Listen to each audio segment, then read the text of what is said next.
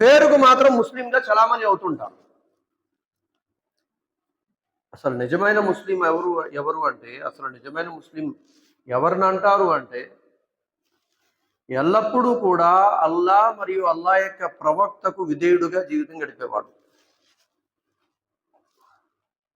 కానీ దురదృష్టం మరియు బాధాకరమైన విషయం ఏమిటంటే, ప్రస్తుత సమాజంలో అత్యధిక శాతం ముస్లింలు ఎలా ఉన్నారు అంటే, తమకు అనుకూలంగా ఉన్నటువంటి విషయాలన్నిటిలో కూడా ముస్లింగా తమ జీవితాన్ని కొనసాగిస్తున్నారు. ఎక్కడైతే తమకు అనుగుణంగా లేదో అక్కడ ఇస్లాంను, తాను ముస్లిం అనే విషయాన్ని పక్కన పెట్టేస్తున్నారు. అందుకు పెద్ద ఉదాహరణ ఏమిటి అంటే, ప్రస్తుత సమాజంలో పెళ్ళిళ్ళు క్లియర్గా కనబడేవి పెళ్ళిళ్ళలో కనబడతాయి. ఎందుకు ఈ మాట చెప్తున్నానంటే, అప్పటిదాకా నీతి కబుర్లు చెప్పేటువంటి పెద్ద పెద్ద వస్తాదులు కూడా పెళ్ళిళ్ళు ఎంత చండాలంగా చేస్తారంటే, ఇతర మతాల వాళ్ళు కూడా బెదిరిపోతారు. ఏంటి ఇంత చండాలంగా ఉంటుందా మీ పెళ్ళి అని చెప్పి. ఏమైనా అంటే ఏం చెప్తారంటే, లైఫ్లో ఒకసారే కదండి జరిగేది, లైఫ్లో ఒకసారి జరుగుద్ది అని చెప్పేసి ఇస్లాంనే మనం ముస్లిం అనే విషయాన్ని మర్చిపోయి విచ్చలవిడిగా పెళ్లి చేయడమా?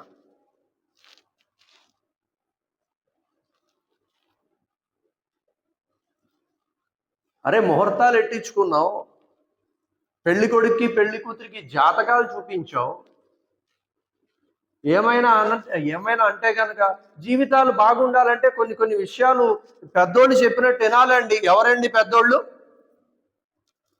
ఎవరికి పెద్దోళ్ళు? ఎవరు పెద్దోళ్ళు? ఎవరికి పెద్దోళ్ళు? మా అందరికీ పెద్ద సర్వలోకాల సృష్టికర్త అయిన అల్లా. ఆ అల్లా తర్వాత మా అందరికీ పెద్ద అంతిమ ప్రవక్త, ఆఖరి ప్రవక్త, ఇమాముల్ అంబియా జనాబి ముహమ్మద్ రసూలుల్లాహ్ సల్లల్లాహు అలైహి వసల్లం, ఆయన మాకు పెద్ద. వీరిద్దరు చెప్పినట్టు కాకుండా మీ ఇష్టానుసారంగా మీకు ఎలా నచ్చితే అలా పెళ్లి చేసేసి జీవితాలు బాగుండాలంటే కొన్ని విషయాల్లో పెద్దోళ్ళు మాట వినాలండి. వీళ్ళు పెద్దోళ్ళు కాదండి, వీళ్ళు పేరుకు మాత్రం ముస్లింగా చలామణి అవుతుంటారు. పెళ్లి కొడుకేమో ఎందుకమ్మా మనం అన్నీ కూడా ఇస్లాంకి దగ్గరగా చేసుకుందాం. ఇంతకు ముందంటే మనకి ఇస్లాం తెలీదు, ఇదివరకు అంటే మనం ఇస్లాం గురించి అంత అవగాహన లేకుండా బ్రతికాం. ఇప్పుడు కొద్దిగా తెలిసింది కదా, మనం మంచిగా సున్నత్ ప్రకారం చేసుకుందామా అంటే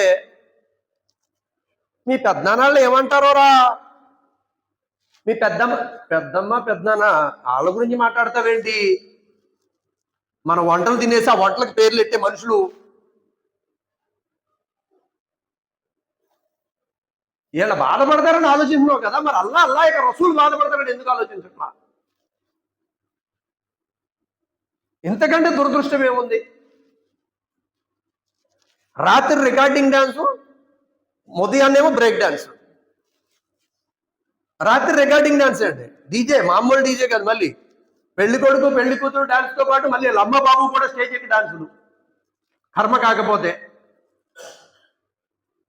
అప్పుడు రికార్డింగ్ డాన్స్ చేసేవాళ్ళు అనేవాళ్ళు ఏమని, వాళ్ళు రికార్డింగ్ డాన్స్ వాళ్ళు అంటారా, వాళ్ళతో నీకేంటి అనేవాళ్ళు. ఇప్పుడు అలా కాదు, ఏళ్ళే రికార్డింగ్ డాన్స్ లో వెళ్ళిపోతున్నారు. వీళ్ళ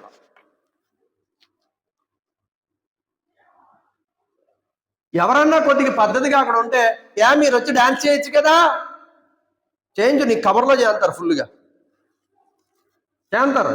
ఎందుకు వదులుతారు? హదీసులు లేవా, ఖురాన్ ఆయతులు లేవా,